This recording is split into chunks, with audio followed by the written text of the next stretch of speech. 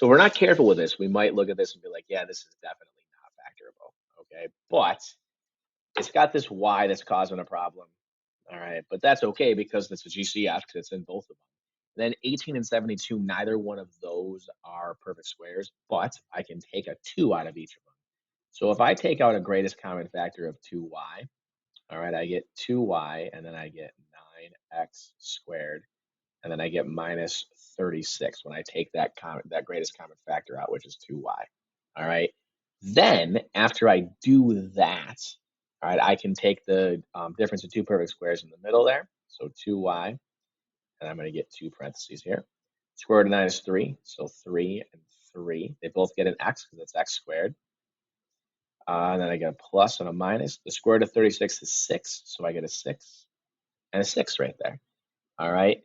Now, actually, since I'm looking at this, if this was a factor completely question, I'm going to have a problem with that. So down below here, I'm going to show you what I should have done. Actually, I'm going to squeeze it over the side here. They actually have a greatest common factor that is 18, maybe 72. Do this in a calculator that you can't see. 72 divided by 18 is 4. All right, so their GCF is actually, all right, their GCF is actually, so 18x squared. Edit it on the fly here. 18x squared minus 72, 18x squared y minus 72y. I should divide both of these by 18y.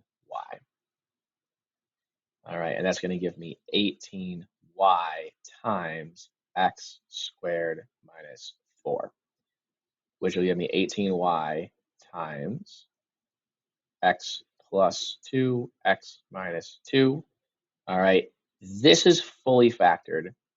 This down here is not, so I would lose credit for that if the test said to me, make sure it's completely factored, which is what it's going to say.